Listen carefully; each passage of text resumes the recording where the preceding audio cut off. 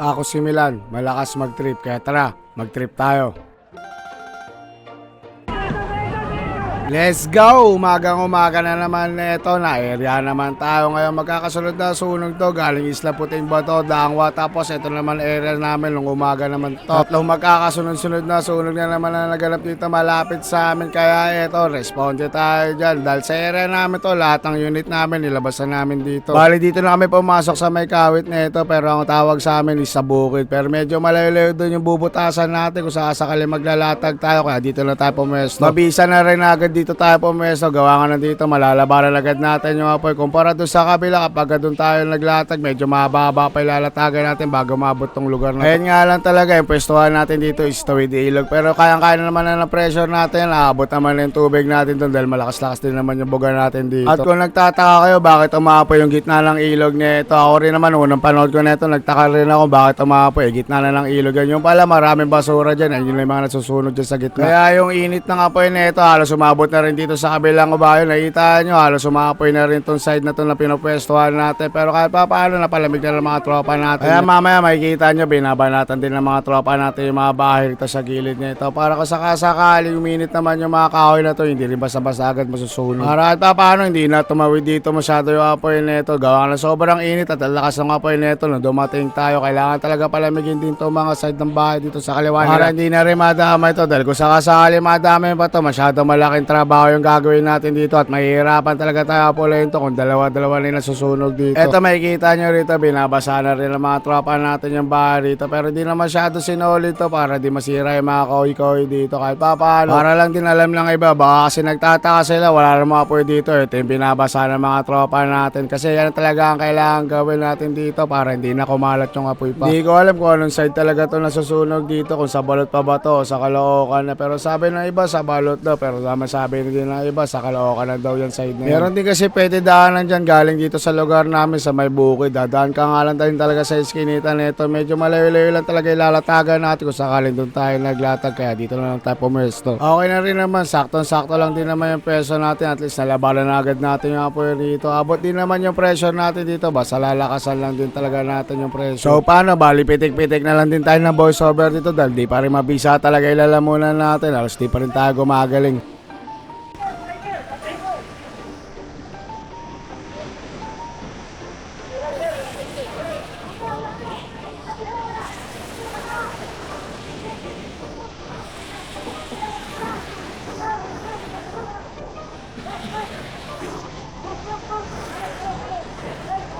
Doon mas mahaba ito eh. Patuloy natin. Patay mo! Alis na, kanataya! Ito rin. Kagawin ka! Okay yan! One rin. Ito mahaba yan! Game!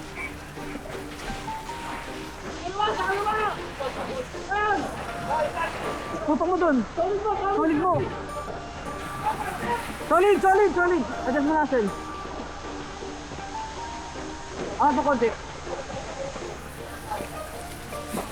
Pantayan.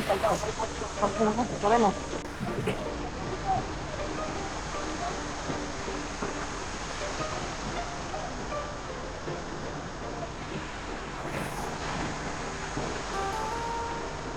Mabot ba?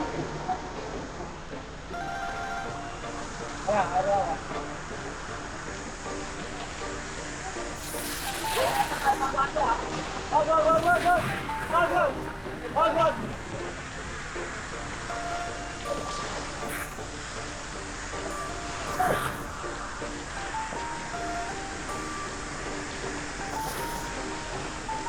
Go!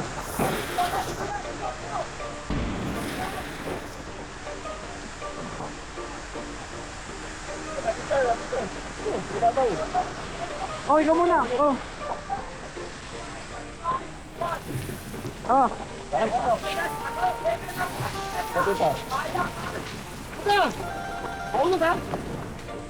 Ito malakas pressure niyan ha. Okay. Todo mo. Wala mo konti.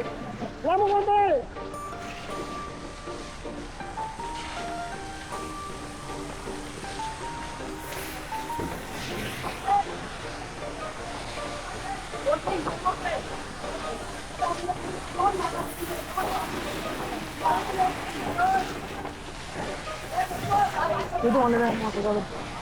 Ano na yung mga kagawad?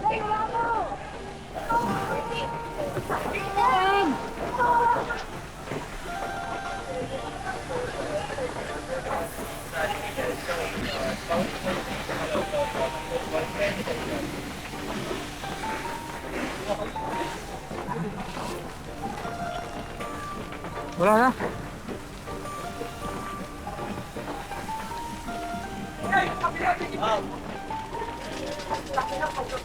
Bimus ako! Ayun na.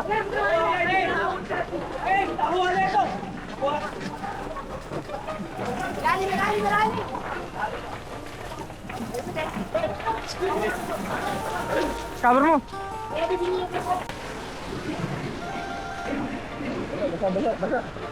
Eto, dito na mamamatay yung camera natin dahil sa sobrang init na naman. Kaya nag-auto shutdown na naman yung camera natin. Pero buti na lang din, nung sinilip ko sila rito, nakita na natin na nakapatay yung camera. Medyo eto, matagal-tagal na rin halos namatay yung camera natin. Tapos marami na rin silang kasama rito na lumalaban. Dumating na rin mga ibang tropa natin dito. Eto, mapapadali na talaga yung trabaho dito ng mga tropa natin. Dahil nagdatingan na rin halos lahat ang mga responder rito sa amin lugar. Halos lahat ang mga lumalaban dito. Halos pagod-pagod pa talaga to. Pangatlong sunog na to na sunod-sunod na nangyayari malapit sa amin. Kaya yan, mga sigurado yung mga tropa natin dito pagod-pagod talaga. Isipin mo na lang din, gumising ka na may sunog, tapos bago ka matulog mayroon na naman na-responde ng sunog, tapos eto na naman tayo ngayon, gumising na naman tayo, may sunog na naman. Kaya sobrang pagod na rin talaga ng mga tropa natin dito, pero kayang-kaya pa rin yan. Kahit pagod-pagod na yung mga tropa natin dito, lalaban pa rin sa apoy yung mga yan. Yan, sabi mo, batang ka.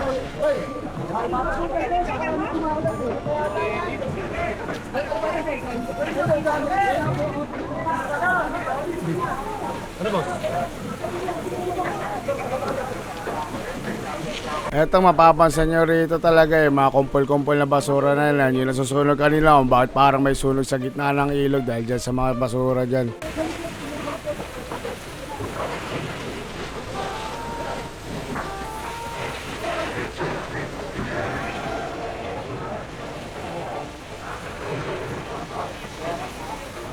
Magpuputol-putol na tayo ng video rito dahil medyo kontrolado na rin talaga ito at bagsak na rin talaga yung mga binubugahan nila. Puputol-putulin na lang natin yung video dahil medyo kontrolado naman na din halos lahat dito. Saka paputol-putol yung resupply natin dito. Kada magkakaroon, baba natin agad yan. Pag nauubos, ito, papahinga lang din yung mga tropa natin. Pero pag nagkakaroon tayo ng tubig, bira ulit agad yung mga tropa natin dito. At dahil sa wala pa naman supply ng tubig, ito si Rez, mag-ilibot muna dito. Mukhang maghahanap na to ng tubig. Alam ko na agad to pag nawawala to bigla eh. Ay, si Dodong iniwan ko. Pinasayang na Sabi ko na. paano lang? Yung tubig lang. Kabalik din mo. Kapunta. Walang tubig.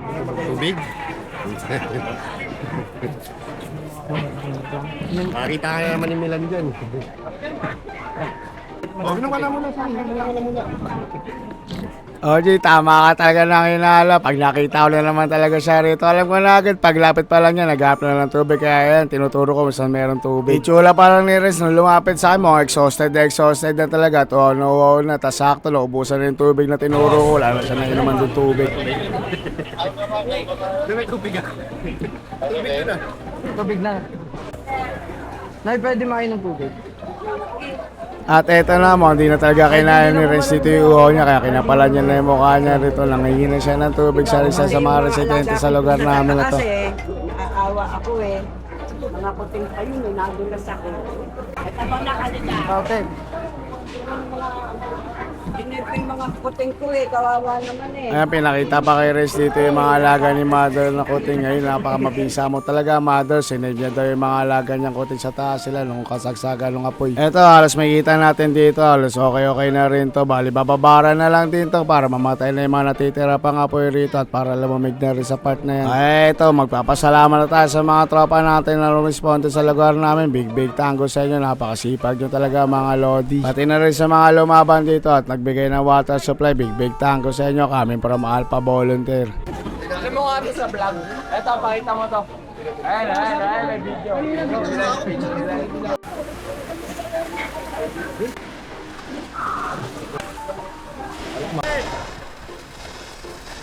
Habang nag-aantay sila rito na magkaroon ulit ng pressure sila, tamang bilang pa si Gabo dito kung ilang basura tayo nakita niya rito sa may ilog. Lakas mo Gabo, tamang trippings ka na naman dyan, tamang emote ka na naman dyan, kala mo nasa music video. Kaya tuloy dahil sa nag-emote ka, piyo na tayo dito, wala nang tubig. At dahil sa okay naman at under control na rin yung sunog dito, pwede na mag-pull out yung mga tropa natin, sa kaubusan rin talaga yung supply rito. Kaya ito, papakitaan natin dito yung voltage 5 natin, labas talaga lahat ng unit pagka ganito kalaki, tapos area pa namin, lalabas natin lahat na meron tayo para lang makatulong agad dito. Mabuti na lang din talaga, meron tayo manpower talaga agad na dumating, kaya nakapaglabas tayo ng maraming truck at marami na rin lumaban. Karamihan dito, yung iba papasok ka lang ng trabaho, di na natulog, gawa ka na ng responder dito.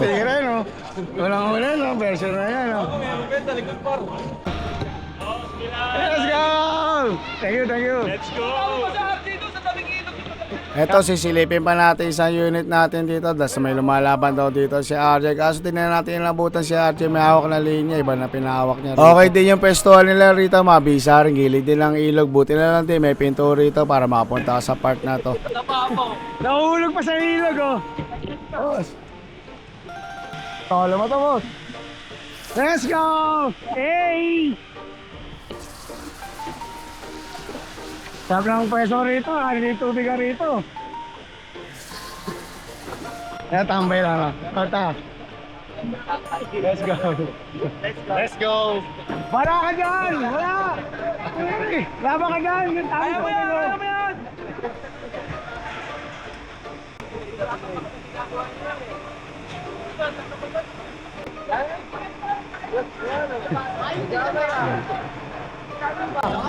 Hey. Nakahiga na nga siya eh. Yeah. Let's go! Hello, idol! Let's go! Nakikaya na.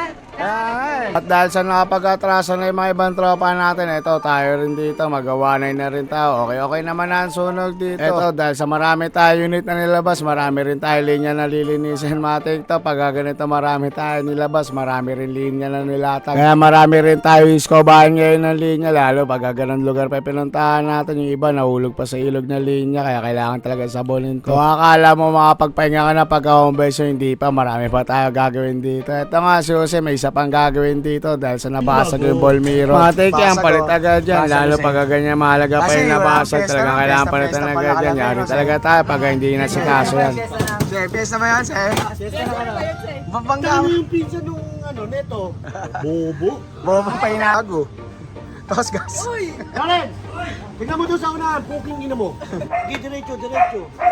Putang ina mo, diretso. Diretso yung masag. Atik naman to, pagkatapos natin mapagod, FTN na to. Biling lutong ulam na lang din tayo nito dahil wala na rin makapagluto niya. Dahil dyan, busog na naman ang mga beep.